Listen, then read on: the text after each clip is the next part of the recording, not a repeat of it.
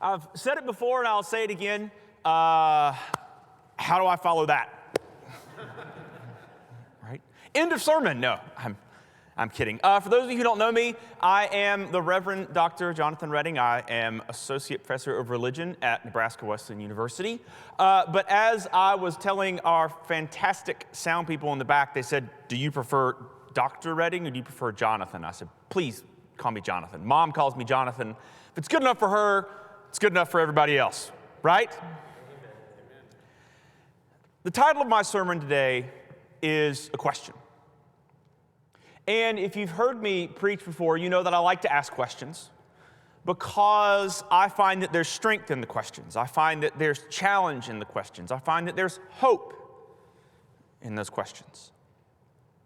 And the question that I have today is one that the church has wrestled with for a long time. It is one that, as someone who was raised in the church, someone whose father was a pastor, someone who felt the call to ministry at a very young age, and someone who went to undergrad, went to seminary with the idea of becoming a pastor. That path changed, but I still feel like that I am very much living out that calling that I had when I was younger. And it's a question that the church desperately needs an answer to. Not to call them out, I have 3 of my illustrious students here, right? Y'all can wave. And as I prepare them for Christian ministry, whatever that looks like, I have to engage with the hard reality of something that the church has been facing for a long time. And that reality is this: young people don't go to church anymore. And it's a question that churches all over the country, all over the world, have tried to address through consultants, through books, through changes in worship style, through buildings, through giveaways, through anything to get young people in the church.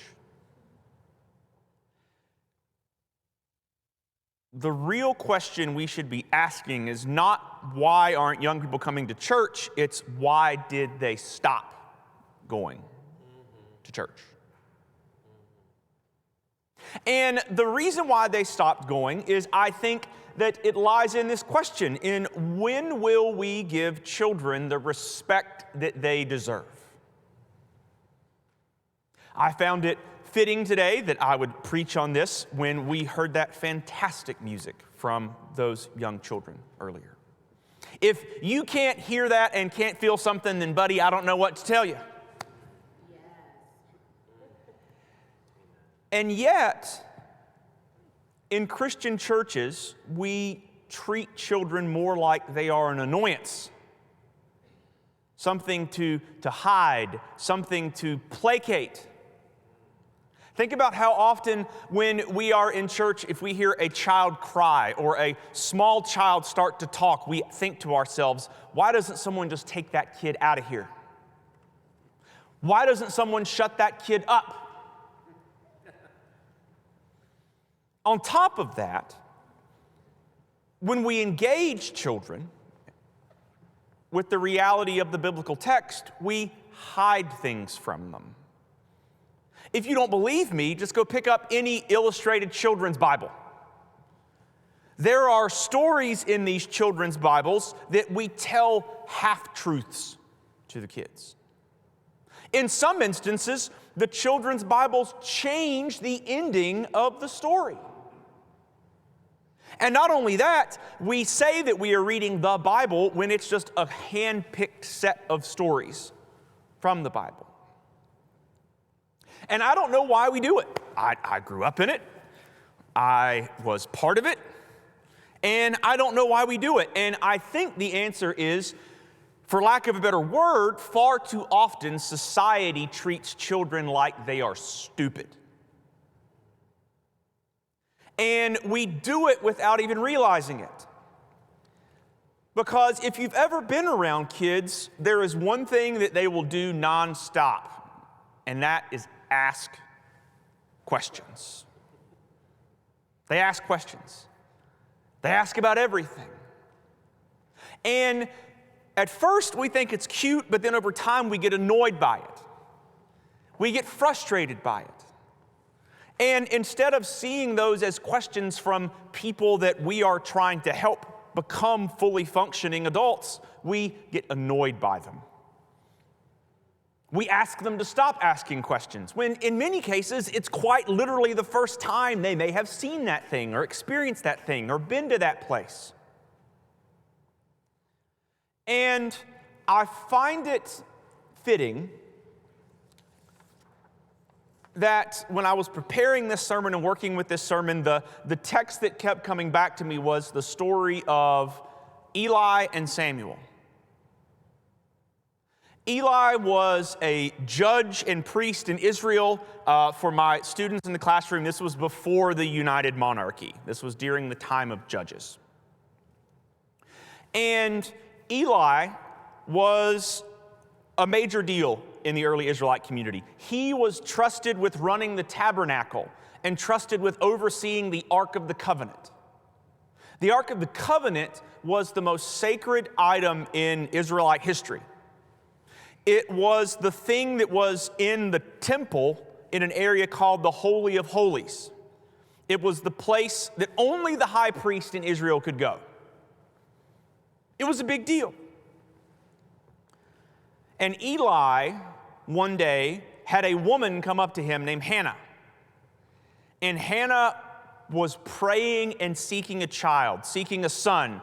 And Eli thought that she was drunk. If you read the text, he's essentially saying, what is the matter with you? You're too old to have a child, much less a son. Well, she had a son. And that son's name was Samuel. And Hannah promised to dedicate Samuel to the work of God. And so Samuel stayed and lived with Eli. And Samuel was so desperate to be close to God that if you read the text, Samuel would literally sleep by the Ark of the Covenant. That's how desperate he was. And in a fitting piece of irony, I don't know if you noticed this in the text, it says that the word of the Lord was rare in those days. Visions were not widespread. At that time, Eli, whose eyesight had begun to grow dim so he could not see, was lying down in his room. Do you see that connection? Visions were rare. Eli's sight had started to go dim. Samuel hears God. And what does Eli do? Does Eli say, tell me what you're hearing. Tell me what you're experiencing. He says, I didn't say anything. Go back to sleep. What arrogance to think that Eli would assume Samuel thought it was him. He's like, no, there's a voice. What do I do? And so he goes and lays back down. And it happens again. And what does Eli do to Samuel again? He says, go lay back down. And then he realizes, maybe it's not me that he thinks it is. Maybe it's God working through him. And on the third try, he says, the next time it happens, say, speak, for your servant is listening. And y'all, the rest is history. If you study the history of Israel, there is no Israel without Samuel. Samuel is the first priest to anoint a king. And because of the king, we get the kingdom of Israel. And because we get the kingdom of Israel, we get the rise and spread of the Israelite faith. And because of that, we have the whole Bible in front of us. And y'all think about it. It almost wouldn't have happened if Eli hadn't listened to a child.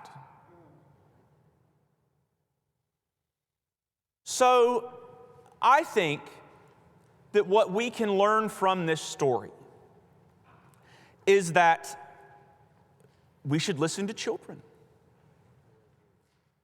Instead of finding ways to placate children, instead of making the church a glorified daycare center for our kids, what if we saw them as equals in the eyes of God? What if, when we heard their questions, we said, well, what questions should I be asking? What can my children teach me about God? And from what I understand, First Church, you have a fantastic opportunity in front of you. I know that the Malone Center is in desperate need of somewhere simply to be. And the Malone Center works with children. And so by virtue of allowing or considering to have the Malone Center in your space, you get to have children everywhere. What a fantastic opportunity. What a fantastic chance. You get children, you get young people, the church gets to be what the church was meant to be, a place where everybody feels welcome, connected, and home. And I know that it may cost money. I know that it may require an investment.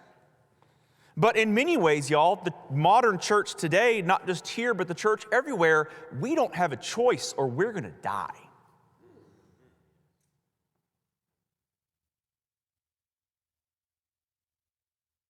And if we die, we take so many things with us. And the reality is, I'm not asking us to sacrifice our own faith journeys. I'm saying, how can we see what God is doing through these young people and these children and consider that that's what God is calling us to do, what God is calling us to be, what God is asking us to become?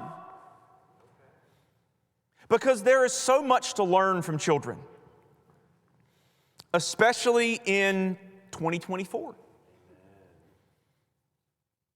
November is coming. The election will be here. The election is already here. It's already dividing our neighbors, dividing ourselves, dividing us from family, friends, people that we should be in community with. And what more powerful lesson than children? Have you ever seen kids play? Have you ever watched a bunch of kids at a playground just start playing? If you turn your back for 5 minutes, they become best friends. They don't say, "Who are you voting for?" They don't say, "What are your politics?" They don't say, "How much money do you make?" They don't say, "How educated are you?" They don't say, "What job do you have?" They don't say, "Oh, you're not the right skin color, I can't play with you." They don't say, "You're not from the United States, we can't be friends." No, they just play. They look at the boundaries that we have set for ourselves and they say, "They have a ball, I like to play ball. Let's play ball." And the reality is, this is not a new problem. This is a problem that has been facing the church for a long time. And so all the children in the room, I see some there, I see some there, I see some there. Yeah, I see. Literally pointing to the kid. Love it. Good. Yes. I can't tell you how much you matter to God. Even in situations where people may say that you're not smart, you're not important, you don't matter, you are the future of this church, you are the future of this world. In fact, you're not the future of the church, kids, you are the church right now. This is your church, this is your home. It's up to us to listen to what God is saying so that we can pave a bright and beautiful future, whatever that may look like. And I also, by virtue of having college students here, I owe you an apology. Because we have failed you in a catastrophic way. Because these students can attest, Tori, Ashton, Zachariah, how often do we hear people in my classes, biblical studies classes, people who were raised in Christian traditions, how often do students say, I've never even read this before? All the time. So I'm not saying we have to reinvent the wheel. I'm not saying that we should be ashamed of ourselves. What I'm saying is we should take advantage of these opportunities that are in front of us. We should take advantage of the Samuels in our lives. We should be honored and privileged to have the opportunity to be an Eli to someone. We shouldn't bicker about the cost of these things for childcare. We should be overjoyed at the opportunity to make it happen. I'm reminded of a story that a pastor told his congregation once. They had just painted the nursery. They had just spent a lot of money to have the nursery stripped and repainted. And at a deacon meeting that week, I'm from the Baptist tradition, so we talk about deacons. Don't hold it against me. Like I say to my students, I'm a Baptist from the South, not a Southern Baptist. Big difference. The deacons were concerned that the children were getting the walls dirty in the nursery.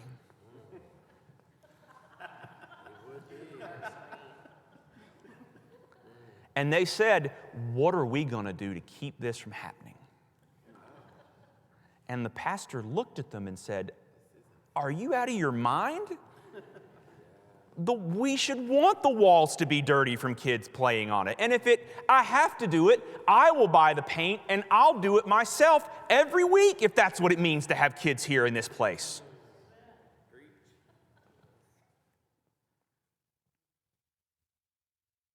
Kids are great. Children are wonderful, and we have so much to share with them. We have so much to give them. We have so many things that we can share with them and show them. We can be real about our faith and talk about it when it's good and help them be prepared for when it's bad. Because we like to act like that this walk that we call the Christian faith is an easy thing. It's not. It's hard. It takes time, it takes effort, but most important of all, it takes community. Imagine how different our world would be if when children were scared, felt alone, had questions, instead of being fearful of the adults around them, they knew that they could come to us and we would help them however we could. And if we couldn't, we would connect them with someone who did. And so to wrap things up, I hope that you hear what I'm saying is a message of hope. I hope that what you hear me saying is a message of saying, if we want to hear God, then all we have to do is just listen. Look. Be ready for what God is asking us to do. Because y'all, it could be something as crazy as an old woman named Hannah coming in saying, I want a son. And Eli, in his doubts, not hers, his, said, are you drunk? Instead of saying, how can I pray for you? How can I help you? What can I do for you? How can I be of service to you? How can I help this child become part of something better? So as we wrap up, I want you again to think about this question. When will we give children the respect that they deserve? Because as Jesus says, you should love your neighbor as yourself. All of the commandments hang upon that, y'all. We far too often in life, we try to overthink being Christian, but Jesus lays it out. Love your neighbor as yourself, including and especially if it's children. I noticed this today for the first time. For some of you who know me, I have been at Nebraska Wesleyan for 7 years now. It's unbelievable. It flies by. I can't tell you how many times I've been in this church, and today is the first time I noticed that stained glass. Jesus blessing the children. Y'all, Jesus shows us what we're supposed to do with kids. Jesus says, get all your politics, all your money, all your hate, all your anger, all your fear. Let's hang out with these kids, yeah? So when will we give children the respect that they deserve? Because y'all, we have God's answer. Now God and all of eternity is waiting for ours. Amen.